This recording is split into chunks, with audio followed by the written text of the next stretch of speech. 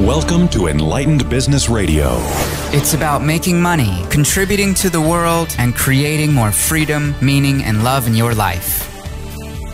The show starts now. All right. Hello, everybody.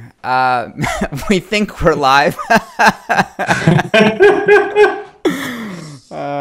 Do me a favor, in the little Facebook's comments box on this page, let us know that you can hear us okay, and that we are in fact live, because, well, you know, when you're doing something new, you just never quite know how these things are going to work out. So let's just see. Can you guys hear us okay?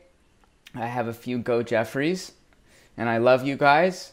All right, I think, well, I'm going to assume that we're okay here.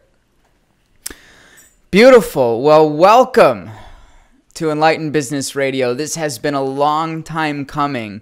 I am Max Simon, and this is my co-host, Mr. Jeffrey Van Dyke. How are you doing today, Jeffrey? Uh-oh, I can't hear you. We can, and I'm doing great. It's a beautiful Friday morning. Now I hear you just fine. Yeah. Nothing like the mute button to start us off correctly. All right, great. Well, Mr. Van Dyke, why don't we share a moment about what the big vision of this show is all about? Yeah, absolutely. You know, a while back, Max and I were talking, and you know, there's some people in the world that you have a conversation with, and it's just awesome. And you know, there's times when I've been having conversations with Max and some of our colleagues, and I just thought, gosh, if we could record this, if we could share this with other people, there's a whole world of people that would love to join this conversation, that would love to be in on it. You know, because usually those conversations are the conversations where I'm saying, you know, here's what I'm up against, or here's what I'm experiencing, or here's what I'm noticing in the world. And they're just real and deep and always inspiring to me. And so this business radio show is about that confluence of enlightenment and business, and really putting those two things together, and all the stuff that comes up when you try to do just that. Because it really is an extraordinary thing to bring these seemingly different worlds and bring them together into one thing. And man, the journey of doing that, the experience of it is so, you know, sometimes challenging and tough, and sometimes inspiring and awe-filled, and everything in between. And so this is a radio show where we're going to talk about all those experiences we have when we endeavor to live our lives as enlightened business owners, enlightened people, and entrepreneurs. What would you say, Max? Well, first off, we are having some people saying they can't hear us. So let's just see here. Can you guys in fact hear us? Some people say yes, and some people say no. I don't know if you're able to hear us or not. Can you hear us yet? It's all like fading. I can't hear you either now. You can't hear me either now? Okay, well, can somebody tell me? All right, it seems like you guys can hear us, so we're going to pretend that that's working fine. And if you can't, just post on the wall if you can or can't hear us. You know, so here's the thing. If you're here right now and you're live and you're taking the time to join us, there's only one reason for that. It's because there's some place inside of you that is longing to contribute to the world in a bigger way. And there's some part of you that's wanting to do that through your business so that it's more successful and more effective. The reason I say that that's the only reason you're here is because that's the only reason we're here. And the thing is that I know from building this, you know, successful business and from working with Jeffrey for so long that the reasons why people are not succeeding at that almost never has to do with the things that they're quote unquote trying to figure out to do. It has more to do with the energy that's inside of you.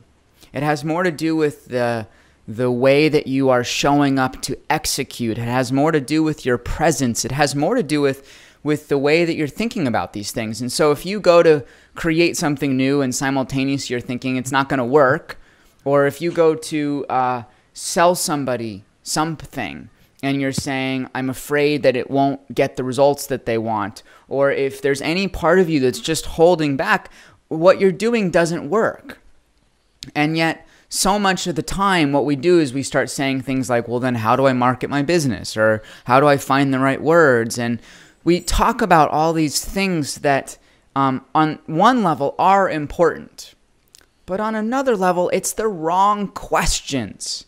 And the reality is it takes some time to filter through the kind of murkiness of some of these deeper questions, these deeper things that we're really afraid to ask, like, why am I so afraid of making money? Or why am I so afraid that what I do doesn't have value? Or why am I so concerned about putting myself out there? Or what is it that's stopping me from claiming the power that I have? Why is it that I'm so programmed to do things the same way everybody else does? That stuff. And, you know, Jeffrey and I figured we would just, in the most organic way possible, create a show that addresses that all of a sudden brings that dialogue into light. And in that, you know, doing it in kind of a real way. There's so much like well-polished, I don't know, crap out there. It's all so polished. My stuff's very polished too. I'm just going to say that. I'll fall into that category. Our stuff is very polished. But you know what? It's like sometimes I'm even sick of how polished our stuff is. And I want there to be a space where we can just be super raw about it. So with that in mind, as we dive into the show, I want you to know that we will work with whatever comes up.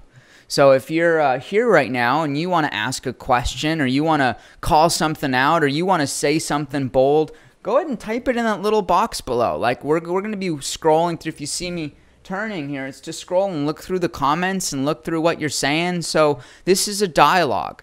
And I would also say to you, too, that this show has a very pure intention of gathering a massive tribe, of really bringing this community together to be a part of these dialogues. So if you're enjoying this at any point, please invite your friends to it. You know, this is a free thing we're doing, and this is something we're really doing to contribute back to your lives. So if you enjoy it, share it. You know, share it with some of your friends. So let's see. That said, Jeffrey, what's going on with you these days, man? What are you bumping up against, if you may? Yeah. So, you know, a lot of you know, not all of you know, one of the big things in my life this whole year is about my, you know, I'm in a big movement year. I turned 40 this summer. And there's something, yeah, right? And I don't know if there's something significant about that number per se, but there's something significant about this year for me. In that, in the last year, all this stuff about relationship to power has been coming up for me. And it's what I've been working on with my clients, and it's what I've been working on myself. And what does that even really mean, relationship to power? Well, so often we're called to do stuff, right?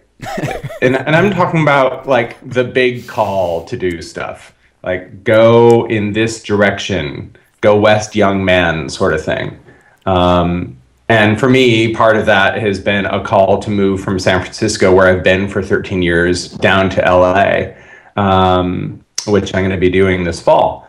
And you know, and the power piece is how readily can you flow with what you're being asked to do?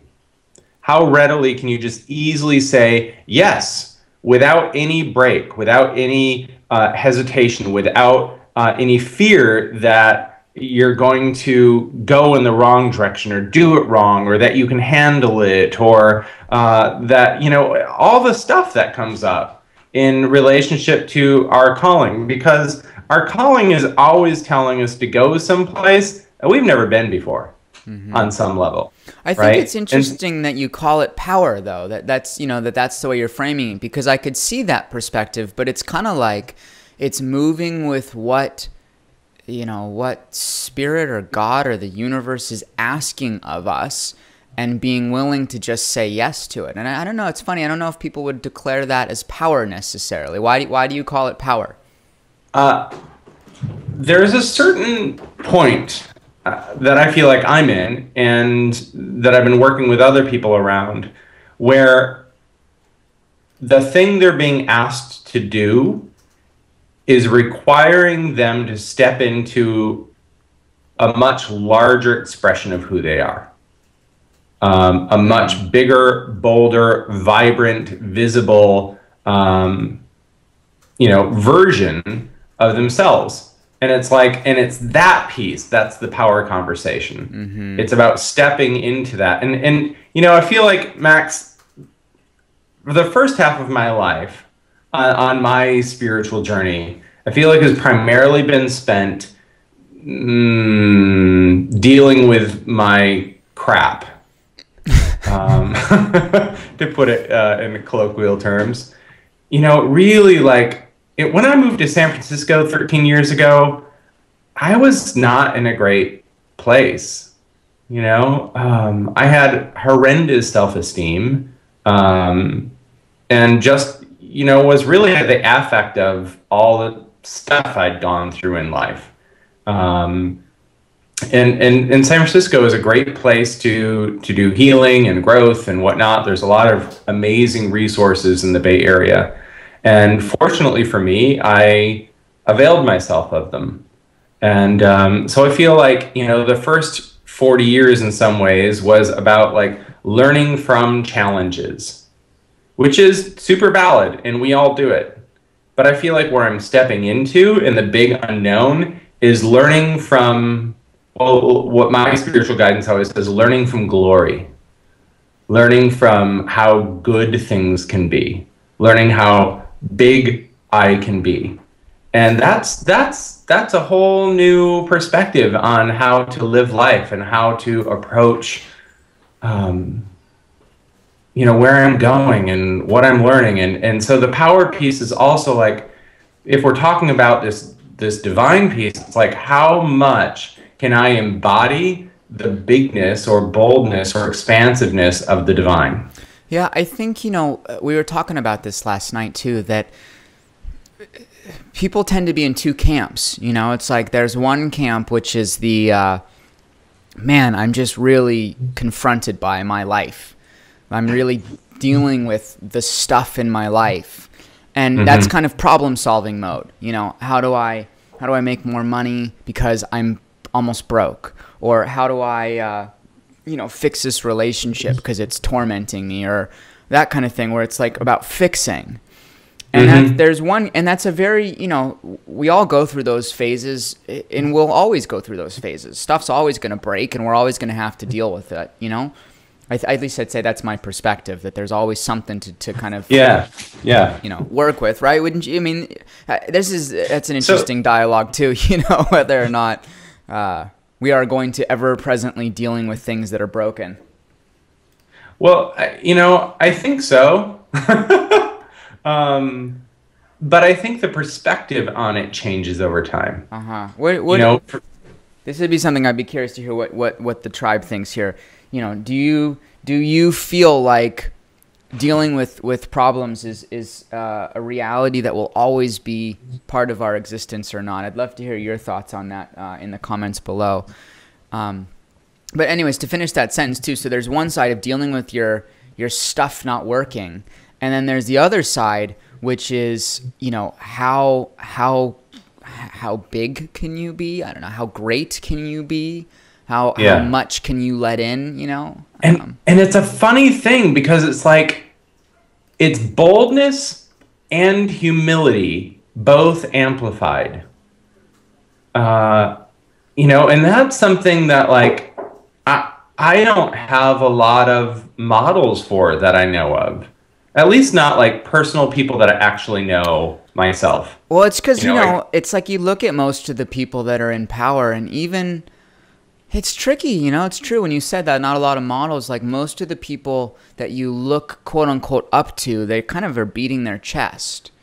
Right. And then, yeah, and you know, it's like there's a few spiritual people I look up to who are definitely not beating their chest, but they're not really in the dialogue of being in the world necessarily either. Exactly.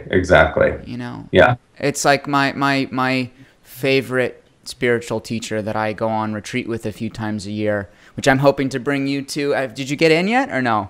Not yet. I'm on the waiting list. But is Adyashanti, you know, he's Adya is a great spiritual teacher of mine, and you know, he's so clear and so giving and so sharp with his discernment, but he's certainly not telling you to be bigger in the world. He's telling you to really awaken and be completely, totally in your own world, and anything besides the awakening dialogue is what he's not interested in. So it's true. There's not. I mean, let's see.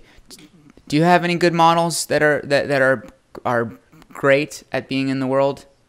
I don't know of any in business. I mean, I can think of like the Dalai Lama, right? Super influential in this world. My experience of him is super humble. My best friend has photographed him a ton of times and spent time with him personally, like in the Himalayas or whatever. You know, and he plays with his toes when he's in dialogue. And, you know, so there's a very childlike quality to him. And so that sense of like wielding a lot of power in this experience, meaning influence, but also at the same time being childlike and having that sense of humility. But I also feel like, you know, if I think about the Dalai Lama, he's somebody who was born into it. You know, they're like, you're it, man. You're the Dalai Lama. You're it, dude. Right? And from the get-go. And so it's interesting, too, now that I think about it, because it's like he hasn't, maybe he has, I don't know. But it's like almost like he didn't have the experience of having to prove anything because he was told from the get-go, you're it. But so, you know, that's the thing. It's like the proving piece. It's always the proving piece. Like, I'm just looking here. Christiane says it's more of a feminine power. She doesn't mean gender, but she means energetic. And Energetically. I don't know if I completely agree with that, actually. You know, and the reason I say that is not because there's not some truth in it, but like I've been studying with David Data out here and his co-teacher, Michaela Bohm, who's amazing out here in Ojai. And I think there's this, you know, there's this experience where in our world, the men, to get more open-hearted, become kind of like soft, which is beautiful, but also can become spineless. You know, wilty flowers. Yeah, not being that masculine force. And the feminine, in their order to demonstrate their power, can become very masculine and hard driving, which is effective to get things done, but also can lose that feminine side. And so I don't think it's a feminine or a masculine thing. Well, I don't think it's either or, and I think that, like, you know, whatever you call 2013 and the Great Turning and everything else, like, I do think we're in a time in history where we're attempting to weave together the sacred and the profane, or the sacred and the mundane, and make them one fabric. Like, the image I always get is a loom with, you know, a loom that weaves a piece of fabric, and sort of the north-south fabric is heaven and the east-west fabric is earth. But once you weave the fabric, it's just one fabric. You don't point and go like, ooh, there's the heaven strands and there's the earth strands. It's just one thing. Right. And when I think about an infinity symbol, I often think about the point where it comes together in the middle. And that what we're attempting to do is find that center point where we're no longer stuck in the polarity of this or that, where we're only in the sort of masculine form of power of action and vision and doing, or the lower form of it, dominance, control. And we're not only in the feminine side, which on the lower side is the wilty victim who manipulates to get power, or the high side, which is accessing the mystery. you know? So poetic. Well, I think of like Rumi as being a high feminine sort of, person in the world, accessing that mystery. But the masculine part is grounding it in reality. And that's what I think is so fascinating about business. I've often asked my spiritual guidance, like, why am I in business? Why is this the field I'm in? And the answer I always get back is, this is the most grounded place of quote unquote reality here on earth. If you really want to translate spiritual principle into earth, this is one of the like most rooted base ways to do it. To really mix and mingle that sacred and profane. So how do you walk that line? Like, what are some things that you do? Because I think, when I'm hearing this, and of course my mind goes, right, how do you do it? Right? It's like the very masculine, like problem solving, kind of way of doing it. Yeah, good. I like all this theory. How do you do it? And I think the reason I go there, besides that's just the way my mind works, is that it's tricky to find that way of like, this is all God. This is all good. Yeah. This is all love. Everything I'm doing is an act of service. And, for lack of a better way of saying, let's get some shit done. And let's be that, we talk about this all the time, that sword of truth, that like that, and you can do that in a feminine way too, in that soft, loving way, but it's like sharp. And so much of what's necessary in business is that sharpness, that directness, that feedback, that willing to just like, whoo. So what are things that you do? I'd love to hear that. Like, how do you stay in that place of walking the line? I'd love to hear that. I don't think I stay in that place. I think I visit it and fall away from it, learn more about it, and visit it again. So let me actually talk about the ways I don't do it. And then how I do my best to find my way back. One of the challenges I find myself going through is, it's easy for me to get down, for me to fall into a funk. Yeah. I'm not someone who, like, I don't know what about my makeup or my astrology or whatever it is, but, it's easy for me to go like, and certainly somehow this setup of life is that when I'm not really like on it in terms of following my calling and staying up to date with what I'm being asked to do, I ended up feeling like crap. And so for me, that's often the place I find myself starting from, if there is a start and finish to any of this. But I kind of, because so many of us are saying, well, I don't always hang out there, I kind of want to talk about where I come from when I head there. So that's usually where and when I'm in a funk like that, like I get up and I'll do my reading and I'll do my, my prayer, my meditation, and I'll do it. But I'm not all that inspired. I'll do it. I'll do it.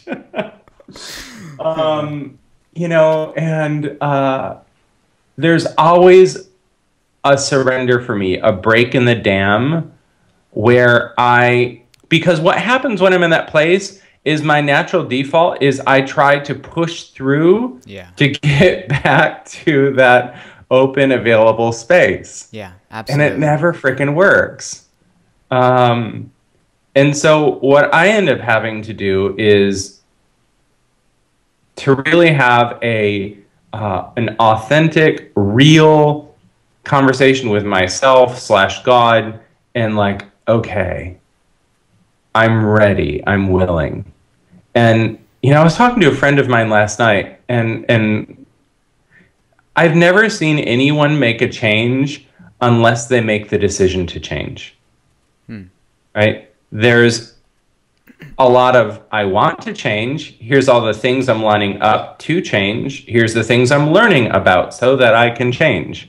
Here's the products I've bought so I can change.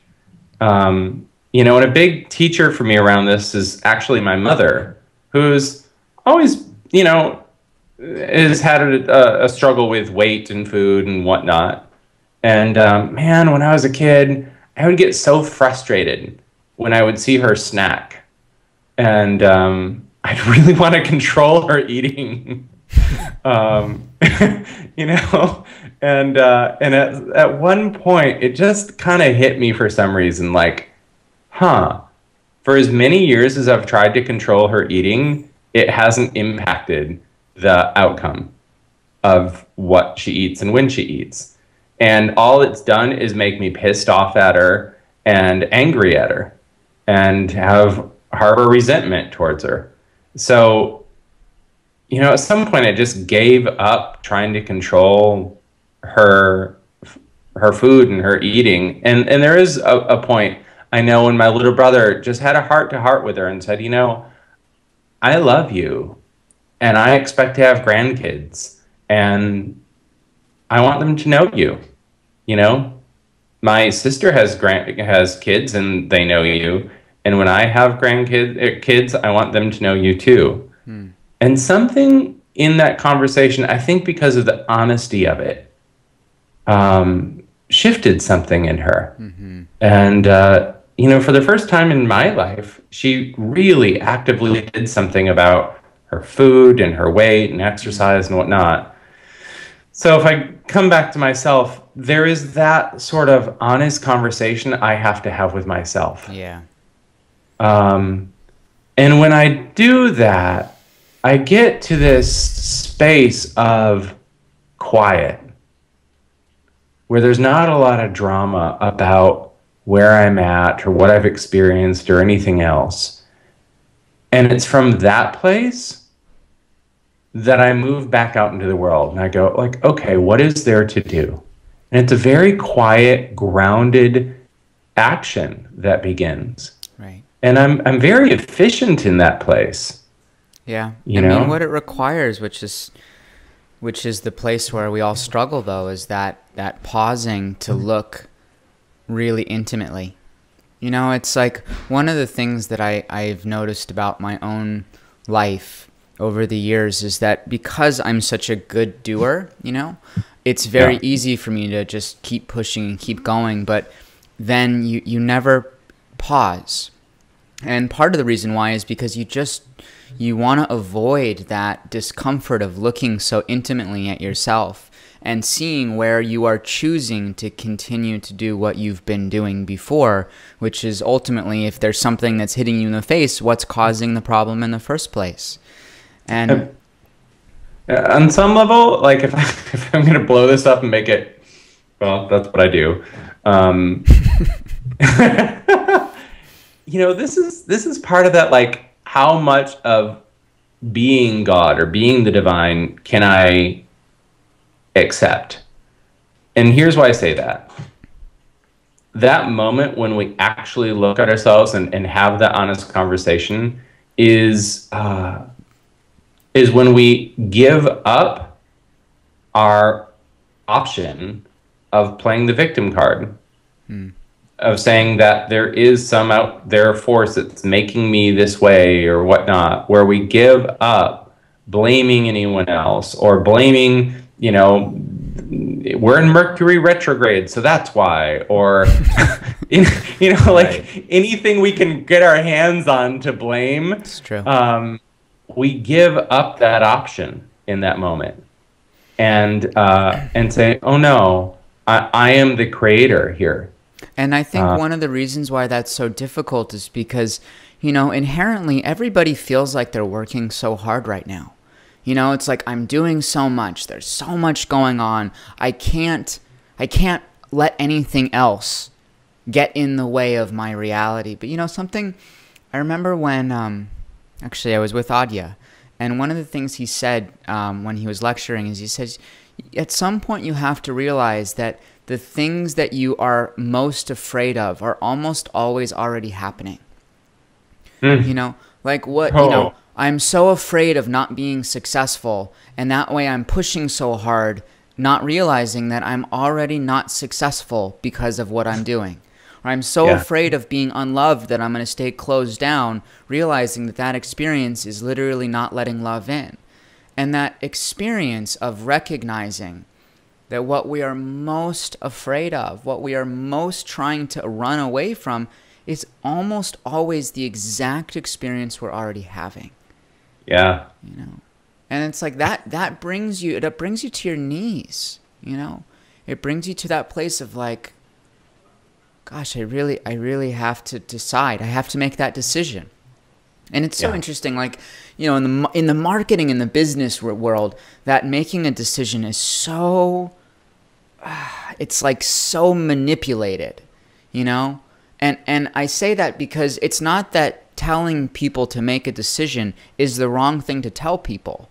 It's just the real understanding of the significance of it. You know, the energetics of the power of making real conscious choice at the moment when you're on your knees. Mm-hmm.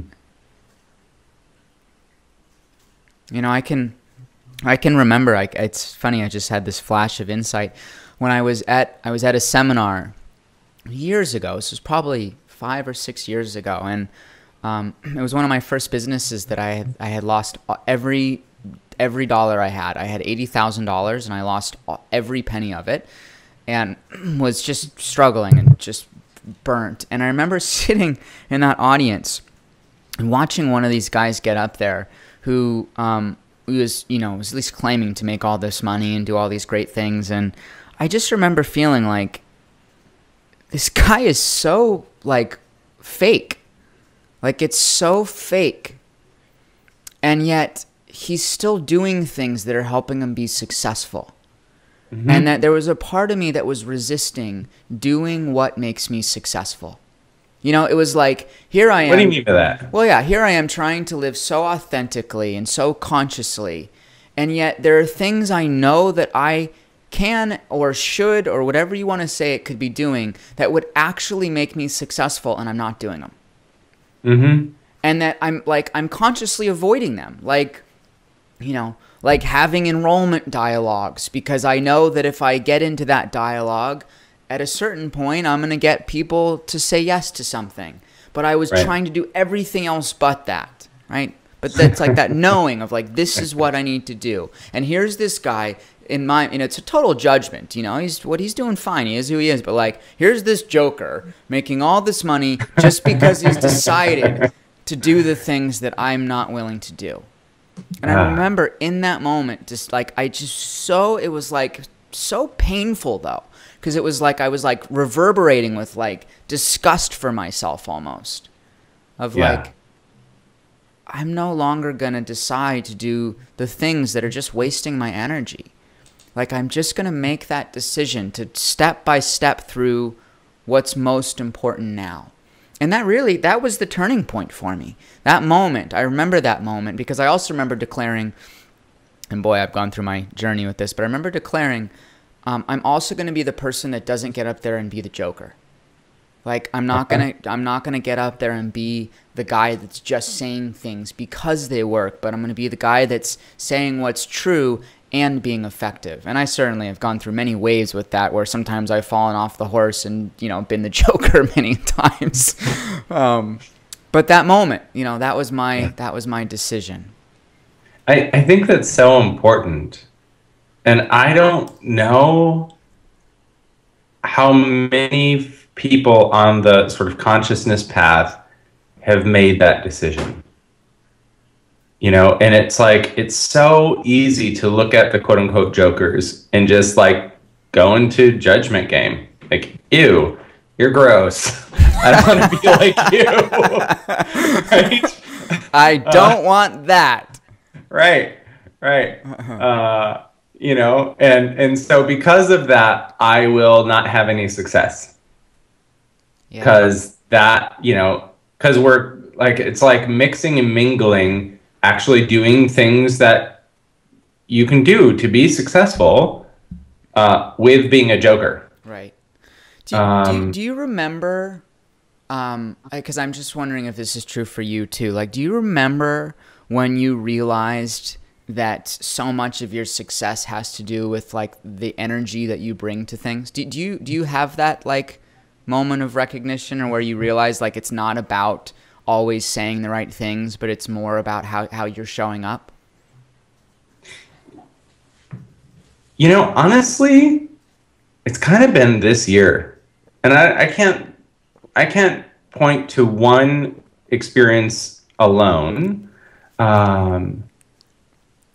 So, you know, some people know the story of my life in the last year and a half, but in Oh, no, 2012. Yeah, tell it. Yeah, so okay, I'm being like guided to back up a bit here. When I ran the Spiritual Marketing Quest with Suzanne Falter, you know, I'd come up through the ranks being mentored by Tim Kelly and Marsha Weeder, and been a trainer for both of them. And the business I built with Suzanne was really my business, not just being mentored by someone, you know, it was my business with Suzanne.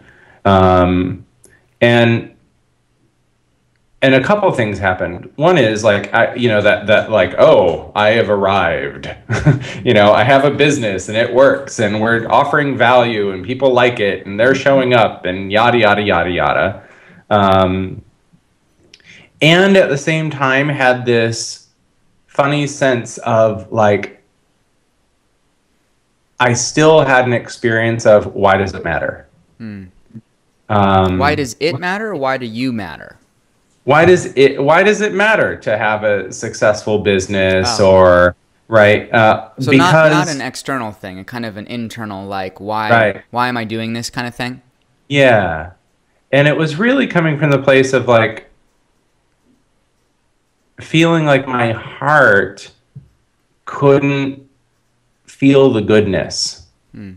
Like I had this iron wall in front of my heart that's like, I get that there's goodness. And, you know, you'd get these people saying like, oh, you changed my life. When 2012 hit, like January 2, he and I broke up. January 6, Suzanne and I got clear we were meant to part ways. And so in the first week of January, it was like, there goes the first person I'd ever really fallen in love with. There goes my first real business. There goes my business partner along with my business. So by the second week of January, I didn't have a partner. I didn't have a business partner. I didn't have a business. Right? And like, I spent the majority of my time in life with those two people, my business partner and, you know, and like, so it's like, screwed. This sucks. And it just threw me into like a really deep, I felt so lost. Yeah. And a big part of that was actually not knowing what my business was. And I didn't realize how much I had attached my value and my sense of value and worth to like being able to point to something and say, here's what I do, everybody. Aren't I great?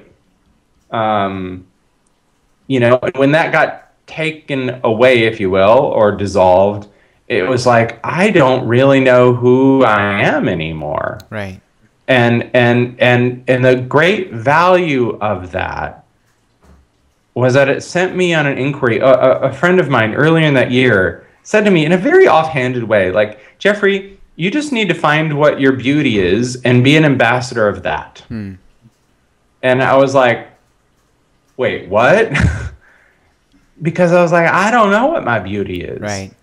You know? And gosh, I think that's the experience that so many people have. It's like, what do I do? What do I do? What do I do? How do I get results? How do I get success? How do I... And it's, again, it's the wrong question, you know? I think you just did this for me the other day, actually. What your beauty is what is my beauty is a great inquiry. That's a great question to really sit with. Another one that you've been consistently repeating in my mind is, what do you stand for?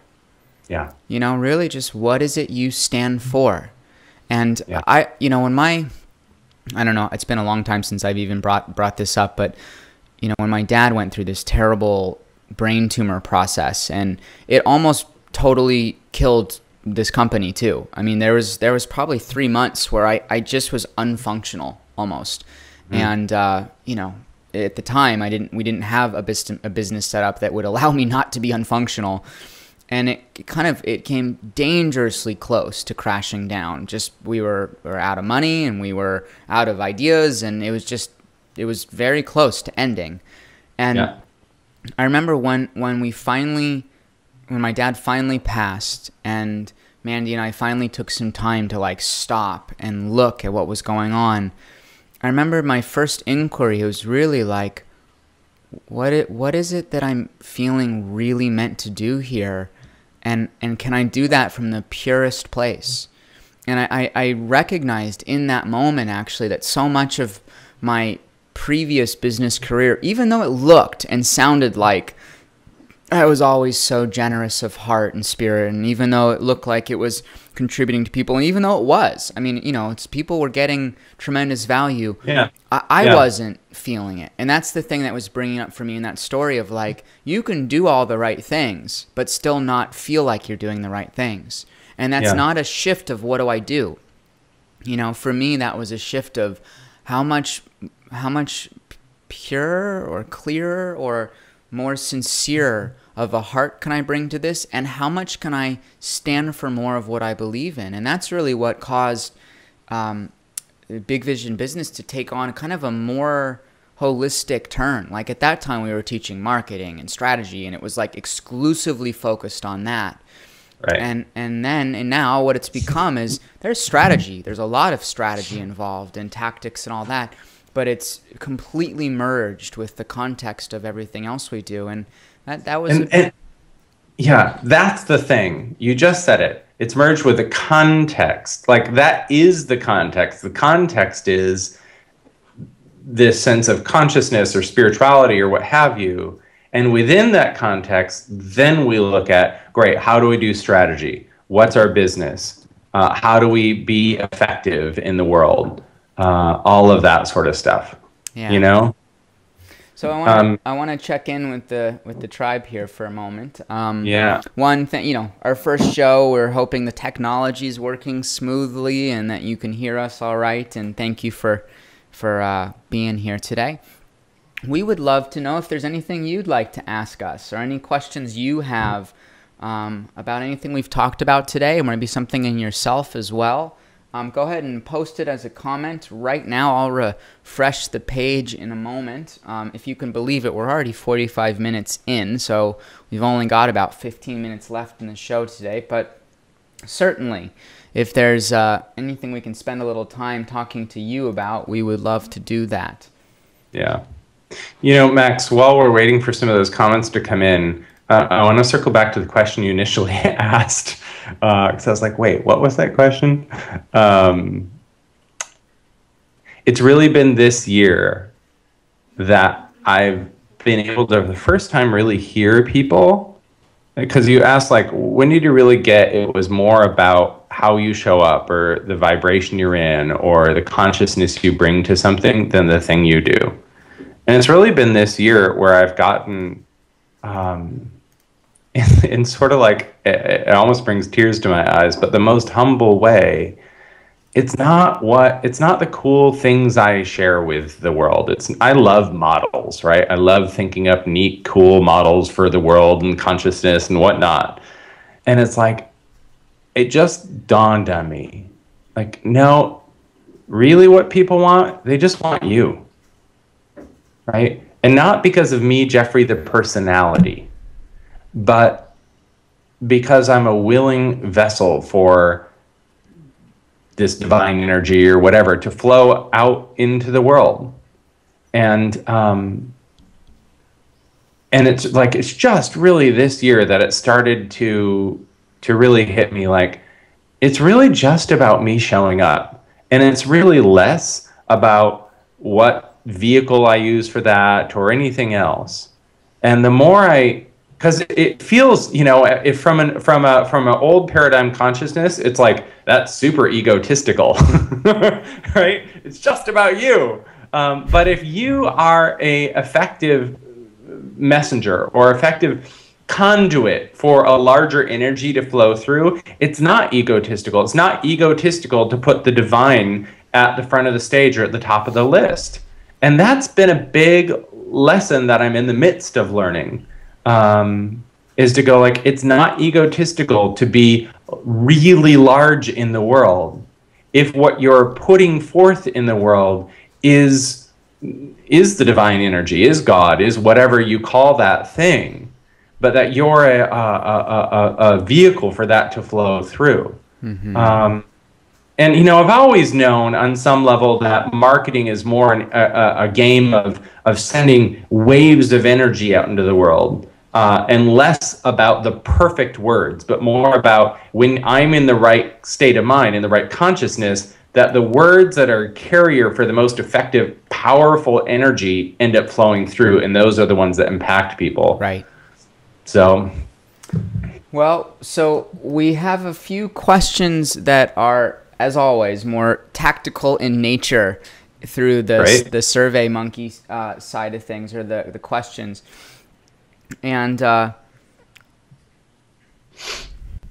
you know, one of the questions that people always have, let's throw this one out there. One of the questions that people always have is, I'd like to do this new thing. So somebody said radio show, somebody said live event, somebody said, you know, webinar series. I want to do this thing, but I don't know how to do it.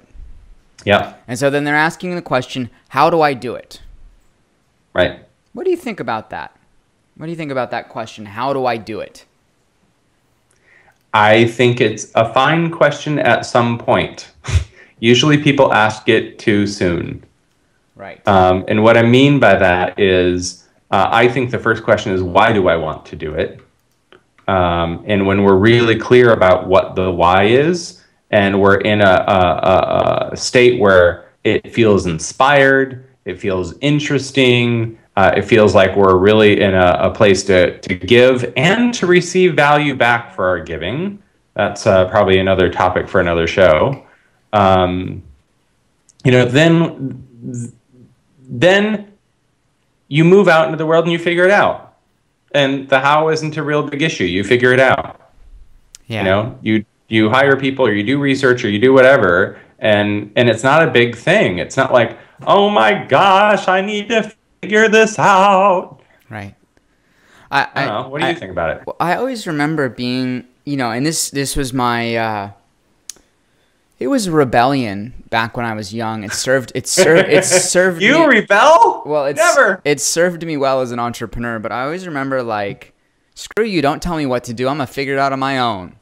You know, like, I've always been that kid that's like, I don't want you to tell me what to do. I want you to just let me free and let me do what I want to do. And so that's, you know, that's served me well in my entrepreneurial ventures, because I don't ever ask the question, how do I do it? I ask the question, what do I want to do? And the moment I'm clear on what it is, I'm off to the races, you know? Yeah. Yeah. But I think that, you know, when you look deeper at the why somebody asks, how do you do this, before they've jumped into it, it's almost always because somewhere underneath it, there's this real fear of failure, of something not working out. What if I do this and it doesn't work? What if I do this and people don't like it? What if I do this and people think it's foolish? And so, you know, to me, that question of how do I do it before I've done it is not the right question. The question is, what is going on inside of you besides why? I think the why is very important. I agree with that. But, like, what's going on that's causing you not to just go? You know, just like, I want to do it, go. Right? What would you say to that? Here's what I'm getting, is that for a lot of us, it's the consciousness underneath it is we're still trying to prove ourselves. Right. And underneath that is the fear that we're still broken and still need to get fixed. And if we get enough validation and enough love and enough acknowledgement, then we'll feel good about ourselves, and then we'll feel like we're whole again, which is the external version of doing the internal work. Mm-hmm. And there's always some part inside of us that knows it's BS and puts the brake on and sabotages it. So now we're left, one part of us with a foot on the gas, trying to prove ourselves, and one part of us putting a foot on the brake, going like, no, it's BS and I don't want to do it that way. And then instead of pausing and doing the internal work, we start looking outside of ourselves for people to help us figure it out because we're all screwed up. Right. And then we get totally stuck because it's this funny place where like you feel like you don't have permission to do it, and simultaneously you don't know how to do it. Right. So it's like, of course you're going to get stopped. You know, Yeah. it's like a perfect cocktail of cement to get you stuck. You know, when I did an exercise once where, you know, sort of what's you at your premium fuel? What's you at your greatest? Blah blah blah. And I thought of these moments when like stuff was just awesome and just flowing and everything worked, and you know, and in every single one of them, I just had an idea, and for some reason I went for it and didn't ever question whether it was good or bad. It's just what I wanted. You know, my 30th birthday, I I love when you get that face. That's like, uh-oh, this is going to be a good one. All right, lay it on us. I did a freaking cabaret show for my 30th birthday, right?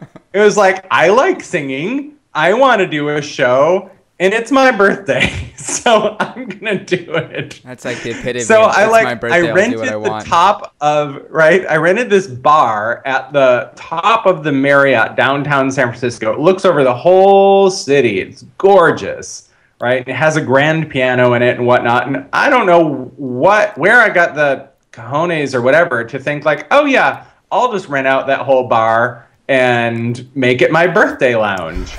But, you know, and put on a show. But I did.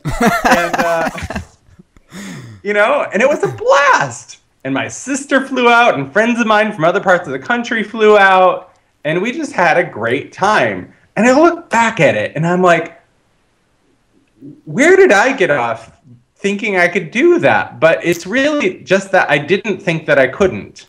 Right. You know? That's it. There's it. I just didn't think that I couldn't. And I went purely with just my heart's desire, just like what would be fun. And to me at the time, that's what sounded really fun. Yeah. So yeah, so I think, you know me, I'm always into these challenges. I want to issue a challenge to everybody listening right now. Like, I want to issue a challenge, and that challenge is, you know, maybe it's even this weekend or something, just like, what is something that you could do just because you genuinely want to do it? You know, like, not is it going to work out or how is it going to unfold, but like, take the challenge of just doing something because it's something you want to do. I feel like we get so stuck in all of the, you know, is it going to work or am I doing it right? Like, just do it. Just go. And let's see, let's post on this page, come back to the enlightenedbusinessradio.com page and let us know what it goes. We'll check back in and respond frequently. Yeah, yeah. So, you know, go ahead. Let me just say one more thing. In the business context, one of the things I thought about was the spiritual marketing quest when I did that event. You know, it was a marketing conversation, absolutely. And like, we had an altar. Suzanne and I were both singers, so we sang kirtan together at the beginning of every day. You know, the last day we had a quote-unquote revival with a live blues band on stage, and everybody got up on stage and like sang this riff about what they're stepping into and stuff. Like, I don't know where we got off saying like, oh yeah, it's a business event, but we're going to hire a blues band and everybody's going to get up on the stage, and right. But it was amazing and people loved it. And it's those things exactly that made it a really unique event in the world. Right. And that made people want to come back time and time again. And so I look back at it, and there was just nothing in us that said like, oh no, we can't have a live blues band, or we can't sing because we want to sing, or we can't have an altar, or we can't, you know, there was just, no, that's what sounded cool. Yeah. And it's what made it a success. Love it. Well, we have just a few minutes left here, so we'll say a few things before we sign off. I first just want to say I had a blast today, man. I don't know if you had fun too, but this was definitely, I feel like it was an hour too short. Yeah. Maybe we'll do these longer and more frequently moving forward. But I will say that depends on you guys here listening. And the thing about this is that we're always asking the question, how do we do things that serve you more deeply? And this radio show is probably one of the purest intentions behind that. And it takes a lot of work and time and energy to get it all going. And so what I'd like to ask of you guys listening is that, one, if you enjoyed it, let us know. Post a comment telling us what you're taking away, what you appreciated, what was meaningful to you. And then again, please, and just invite your friends. Like if the only reason why we would continue this is because the energy keeps building. The momentum builds with us, with the community. And so you can just invite people to enlightenedbusinesslive.com. Just send them a link and say, hey, this was amazing. And then, of course, once you join that particular list, we'll let you know about future shows, and we'll have you join us live.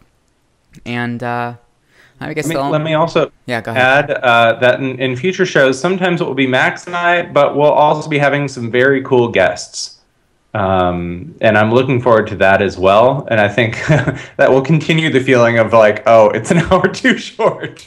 And also, we'll have some of you on the show too. Yeah. I think we've got some different intentions. We wanted to see where this goes, and I mean, this hour went by so fast.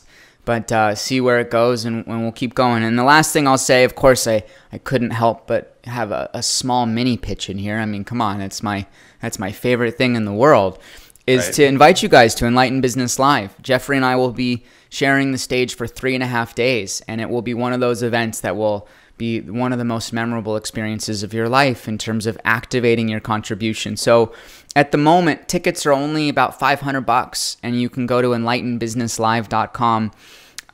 If you haven't got your ticket, join us. The event, all the details are there, but go check it out, Enlightened Business Live. Mr. Van Dyke. Mr. Simon. Thank you for joining us here today, and thank all of you for being here. I'm just feeling inclined to say we'll see you in the next show. Anything you want to add here, my friend? I can feel the love of this tribe and this community, and your love, and just share it back with all of you. It's a privilege and an honor to share this time with everybody. So thank you, and have a great weekend. Yeah, have a great weekend. All right, till the next time we see you on Enlightened Business Radio, all of our love. Bye-bye. Bye.